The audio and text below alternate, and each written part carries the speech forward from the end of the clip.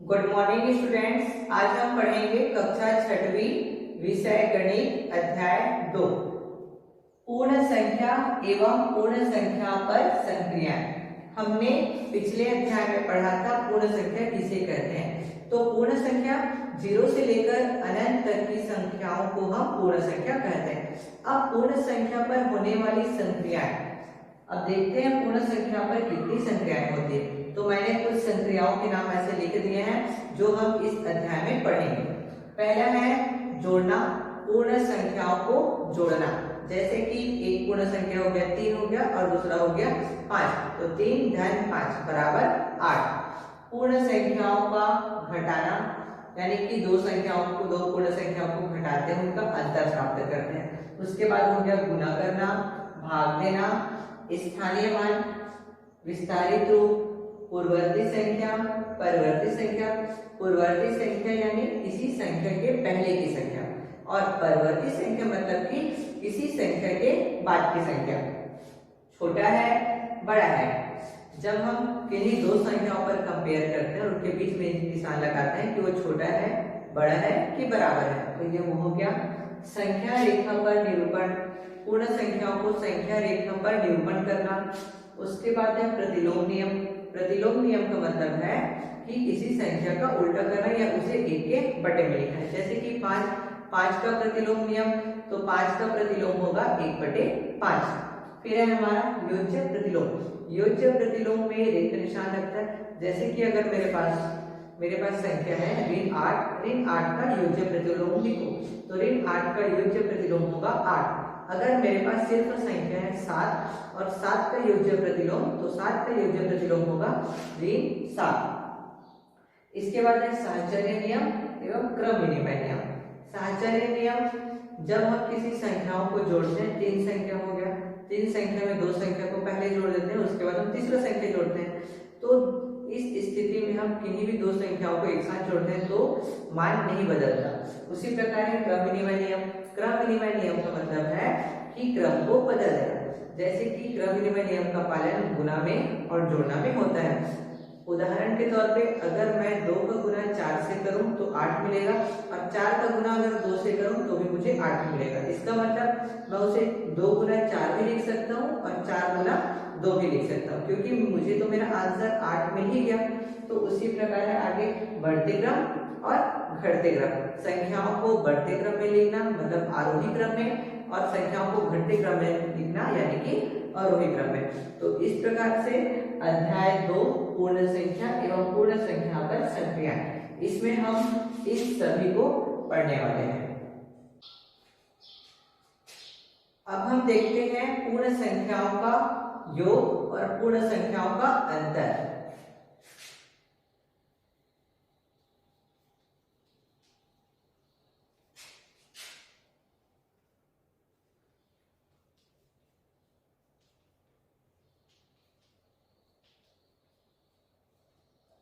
प्रश्न पहला, मेरे पास पूर्ण संख्या है 5 धन 2। तो 5 में मैंने 2 को जोड़ दिया तो मेरा आंसर आया 7। इसी प्रकार से और लेते हैं 8 धन 10 बराबर 18। तो ये हो गया पूर्ण संख्याओं का योग। योग मतलब कि संख्याओं को जोड़ना।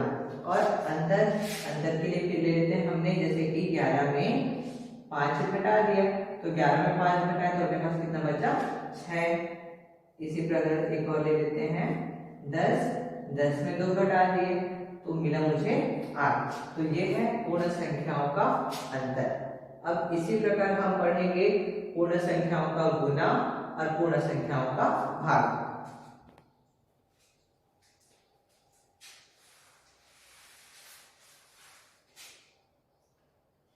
पूर्ण संख्याओं का गुना एवं भाग। किसी संख्या का गुना करना गुना कहलाएगा।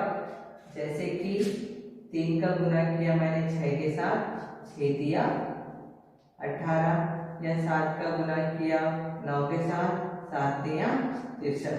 तो ये हो गया हमारा पूर्ण संख्या का गुना। अब करते हैं पूर्ण संख्याओं का भाग। तौर पे 12 है, 12 को मैंने भाग दे दिया 96 से, तो 12 एकम 12, लेकिन ये क्या है 96 है, तो ये सीधा 8 बार हो जाएगा, 12 अट्ठे 96।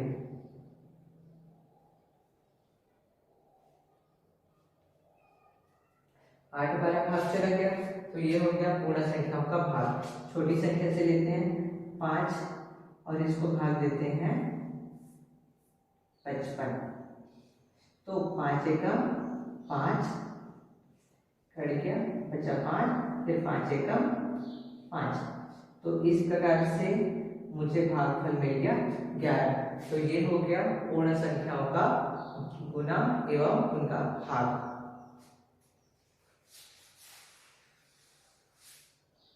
अब पूर्ण संख्याओं का स्थानीय मान।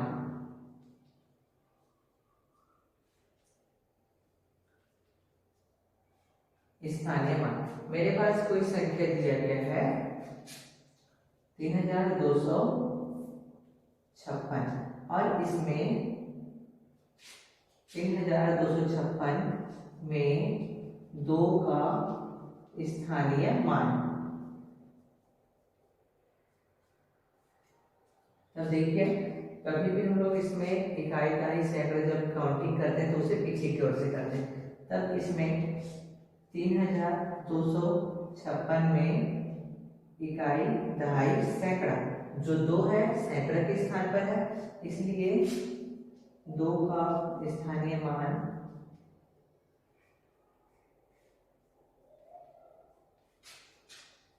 2 गुना 100 बराबर 200, क्योंकि 2 सैकड़ा के स्थान पे है और सैकड़ा के स्थान पे है तो उसका हम गुना 100 के साथ करेंगे।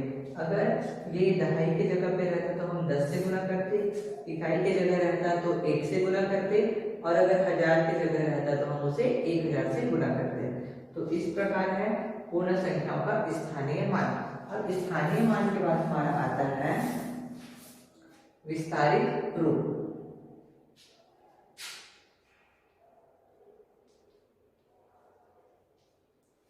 विस्तारित रूप, मेरे पास कोई संख्या है 5 6 7 8, मतलब कि 5678। अब इन संख्याओं को मुझे विस्तारित रूप लिखना है। तब देखते हैं 5678, इसमें 8 इकाई के स्थान पर है, 8 इकाई के स्थान पर है, 7 दहाई में है, 6 सैकड़ा और 5 1000 की जगह पर। तब इसका विस्तारित रूप होगा 5000 की जगह पे इसके 5 का गुना हम करेंगे 1000 से, धन 6 सैकड़ा के स्थान पर है तो हम 6 का गुना करेंगे 100 से, धन 7 दहाई के स्थान पर है तो हम 7 का गुना करेंगे 10 के साथ, फिर 8 इकाई के स्थान पर है, इकाई का मतलब होता है 1, तो हम 8 को गुना करेंगे 1 के साथ। तो इस प्रकार से इसका विस्तारित रूप होगा 5000 धन 600 धन 70 धन 8। तो इस प्रकार से विस्तारित रूप हल करना है।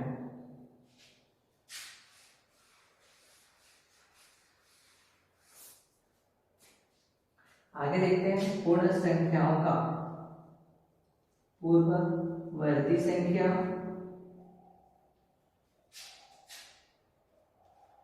एवं परवर्ती।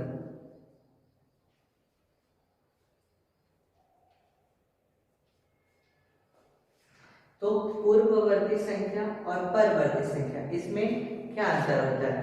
पूर्ववर्ती संख्या यानी कि पहले की संख्या, परवर्ती संख्या मतलब उसके बाद की संख्या। देखते हैं 44, 44 का पूर्ववर्ती,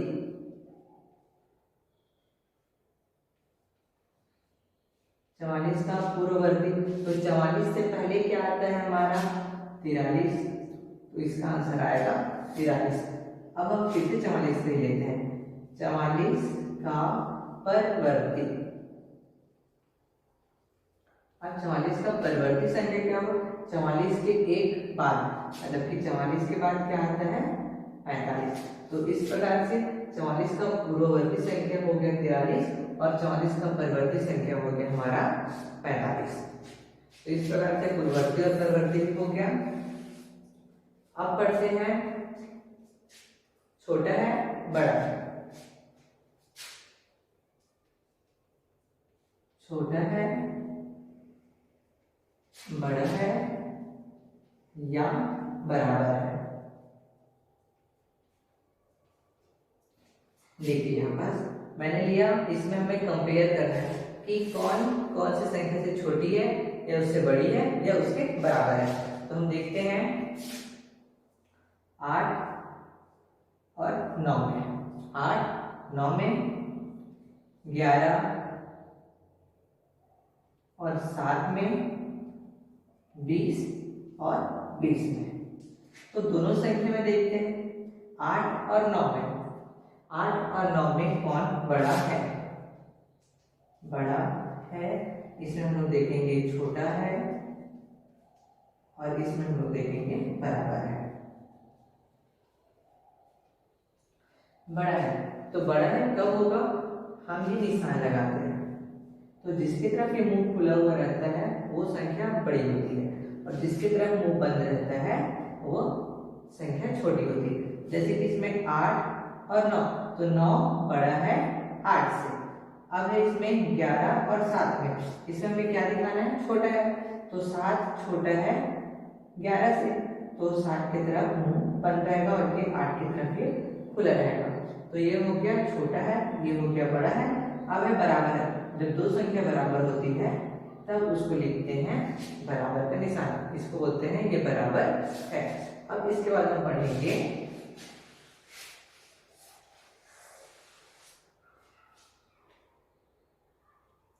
बढ़ते क्रम, बढ़ते क्रम और घटते क्रम। बढ़ते क्रम और घटते क्रम, मैंने संख्या ले लिया 2 4 9 7 5 1 0। मैंने ये एक संख्या ले लिया और इसे मुझे लिखना है बढ़ते क्रम में, बढ़ते क्रम में लिखना है। मेरा संख्या है 2 4 9 7 5 1 0। बढ़ते क्रम, तो सबसे पहले बढ़ते क्रम में लिखते हैं तो जो सबसे छोटी संख्या रहती है उसे हम पहले लिखते हैं, फिर उससे बड़ा, फिर उससे बड़ा। तो इसको बोलते हैं बढ़ते क्रम। जैसे कि इन सब में सबसे छोटी संख्या मेरा 0। अब इसके बाद 0 से बड़ा, अब 0 छोटा है 1 से, तो 0 की तरफ मुंह से बंद रहेगा और उसके बाद है 1। बढ़ते क्रम हो गए। अब 1 से बड़ा क्या है 2, तो ये हो गया 2। अब 2 से बड़ा क्या है 4, तो ये हो गया 4। 4 से बड़ा क्या है इसमें 5, 5 से बड़ा है 7 और 7 से बड़ा है 9। तो इस प्रकार से यह हो गया बढ़ते क्रम। अब देखते हैं हम घटते क्रम।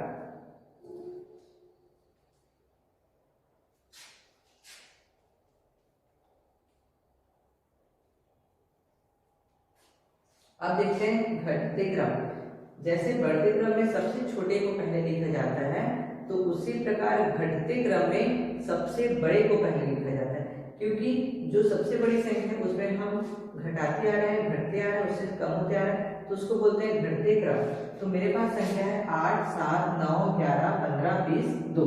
तो इन सब में सबसे बड़ी संख्या है मेरा 20, ये हो गया 20। घटते क्रम, तो ये वाली निशान लगेगी 20, 20 से छोटा है 15, फिर 15 से छोटा है 11, 11 से छोटा है 9, 9 से छोटा है 8, 8 से छोटा है 7 और 7 से छोटा है 2। तो इस प्रकार से ये है हमारा बढ़ते क्रम और ये है हमारा घटते क्रम। अब इसके बाद हम पढ़ेंगे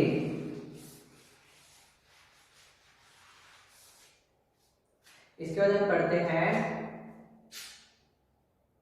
क्रम विनिमय नियम, क्रम विनिमय नियम। मैंने जैसे कि आपको पहले ही बताया था, क्रम विनिमय नियम में स्थान बदल जाता है लेकिन मान नहीं बदलता। उदाहरण के तौर पे जोड़ना में देखते हैं और एक देखते हैं गुना में। अगर मैं 5 में 2 जोड़ूं तो मुझे मिलेगा 7। मैंने क्या किया, 5 में 2 को जोड़ा। अगर मैं 2 में 5 को जोड़ दूं तो मुझे 7 ही मिलेगा। तो मैंने क्या किया, यहाँ पर इन दोनों का क्रम बदल दिया। जो पहले थे उसे बाद में कर दे, जो बाद में था उसे पहले कर दे। क्रम विनिमय नियम, स्थान बदला लेकिन मान नहीं। तो इसी प्रकार गुना में अगर मैं 4 का गुना 6 के साथ करूं तो 4 6 का 24, और अगर उसी में मैं 6 का गुना 4 के साथ करूं तो भी मुझे 24 ही प्राप्त होगा। तो इस प्रकार से यह है हमारा क्रम विनिमय नियम। इसमें स्थान बदलता है लेकिन मान नहीं। इसे कहते हैं हम क्रम विनिमय नियम।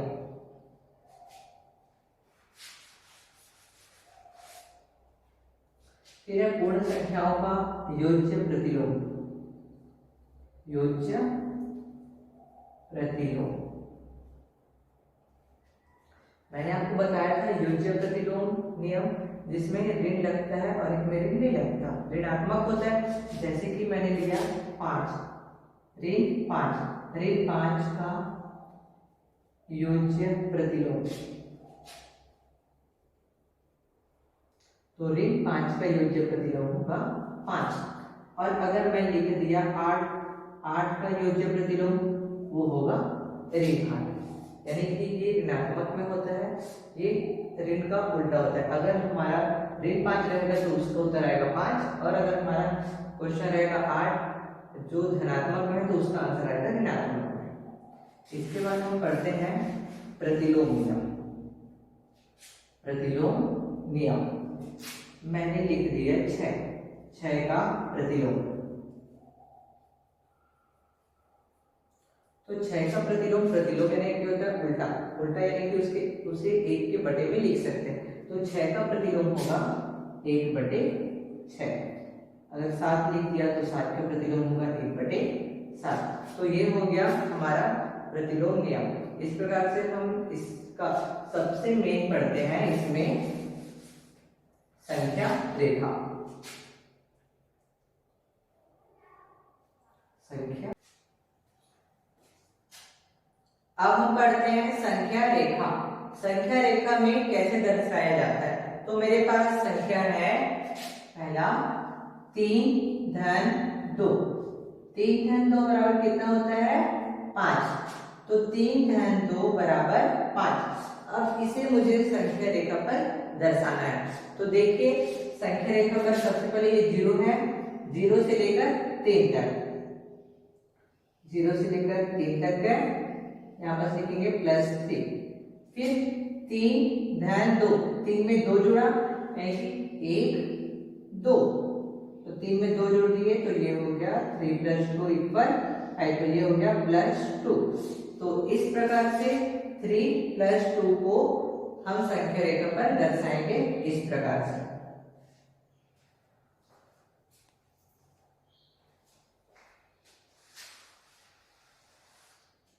अब इसी प्रकार हम कुछ और क्वेश्चन लेते हैं, जैसे कि 2 धन 4, 2 धन 4, तो 2 और 4 कितना होता है, 2 धन 4 बराबर 6। तो सबसे पहले हम लोग संख्या रेखा पर जाएंगे 2, यहाँ लिखेंगे +2। अब 2 में हम 4 जोड़ दें तो 2 और 4 कितना होता है, 6। 1 2 3 4, तो हमने इसमें 4 जोड़ दिए तो ये हो गया +4। तो ये हो गया 2 + 4 = 6। ये हो गया इसका संख्या रेखा पर निरूपण। अब इसी तरह हम कुछ और प्रश्न देखते हैं। ये तो होते 2 संख्या वाले। अब हम देखते हैं 3 संख्या का जोड़ना, जैसे कि 3 + 2 + 3, 3 + 2 + 3 = 8। ठीक है। 3 धन 2 धन 3, 3 और 2 5, 5 में 3 जोड़ दिए हुआ 8।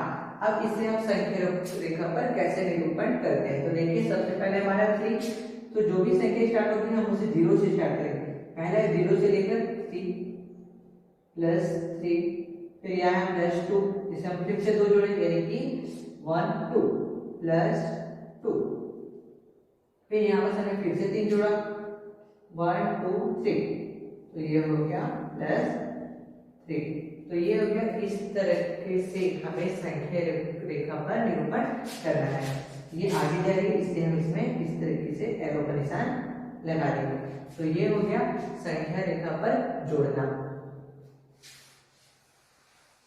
अब हमने तो देख लिया संख्या रेखा पर जोड़ना, अब संख्या रेखा पर घटाना देखते हैं। संख्या रेखा पर कैसे घटाया जाता है? तो 5 ऋण 2, मेरा प्रश्न है 5 ऋण 2, 5 में 2 घटाए तो कितना बचा? 3। हमने क्या किया? 5 में 2 घटाया, तो सबसे पहले 0 से लेकर हम कहाँ जाएंगे? 5 तक।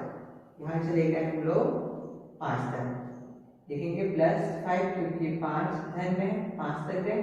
जो घटाना होता है घटाना को हम नीचे से लेते हैं, जैसे जोड़ना आगे जाते हैं तब हम ऊपर चलते हैं, लेकिन जब घटता है तब हम उसे नीचे से लेते हैं। 5 में हमने कितना घटाया? 2, और हमें कितना मिला? 3। तो 5 में से 2 घटाया 1 1 2, तो मुझे मिला 3। तो ये यहाँ से ऐसे जाकर यहाँ लिखेंगे हम लोग -2, और यहाँ एरो का निशान लगा देते हैं ऐसे। तो इस प्रकार से घटाना ऐसे बनता है। और हम कुछ क्वेश्चन देख लेते हैं इसमें।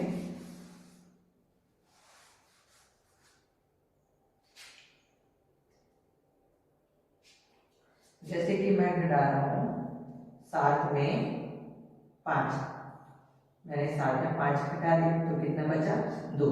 तो हम फिर से इसको 7 तक ले जाएंगे, नीचे लगे मेरा 7 +7। अब उसमें से मैंने कितना घटाया? 5, तो कितना बचेगा? 2।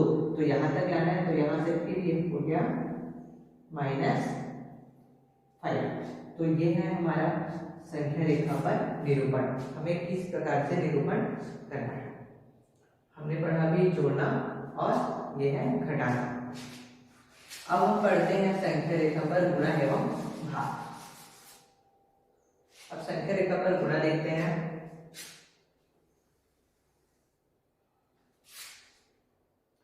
जीरो 1 2 3 4 5 6 7 8 9 10 11 12 13 -1। अब फॉर एग्जाम्पल 3 का गुना मैंने किया 4 के साथ, 3 का गुना 4 के साथ, तो 3 चौक 12, कितना हुआ? 3 चौक 12। तो 3 का गुना 4 12, यानी कि यहां से देखिए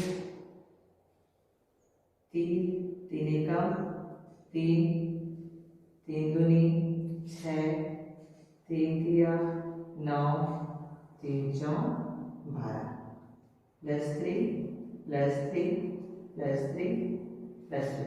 तो ये हो गया गुना। संख्या रेखा पर इसी तरीके से गुना किया जाता है, इसे बोलते हैं संख्या रेखा पर गुना करना। हम ऐसे कुछ और क्वेश्चन देख लेते हैं।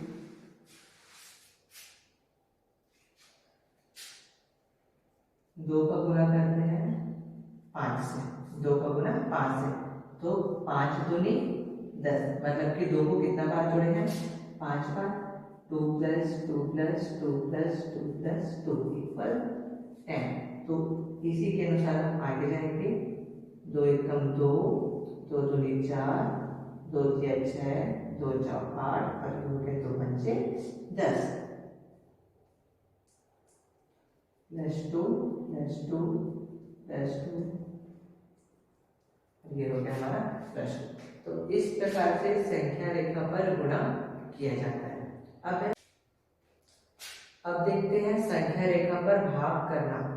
जैसे कि मैंने 12 को 3 से भाग दिया, इससे 12 को 3 से भाग, अब 12 को 3 से भाग दिया तो कितना है, मेरा आंसर आया 4, यानी कि 4 बार में भाग गया।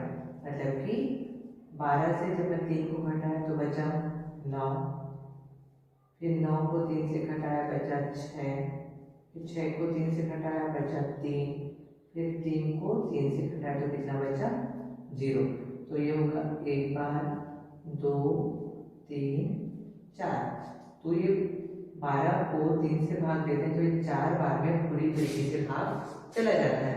तो हम इसे देखते हैं कितना बार भाग गया, ये 4 बार में। यानी कि हम 12 में 3 को घटाते गए तो उसी प्रकार के 12 में एक बार हम घटाए तो मिला मुझे 9, दूसरा बार घटाए तो मुझे मिला 6, तीसरा बार में 3, उसके बाद में 0। तो यहाँ से क्या हुआ, ये कम होते हुए, इसलिए यहाँ पास ऋण 3, फिर यहाँ पास ऋण 3, ऋण 3, ऋण 3। इसमें जो एरो का निशान रहेगा वो उल्टा साइड रहेगा, क्योंकि ये आगे से इधर आ रहा है, ना कि इधर से आगे जा रहा है, तो एरो का निशान भी उल्टा रहेगा। तो इस प्रकार से हमें भाग देना है। हम एक और क्वेश्चन देखते हैं इसमें।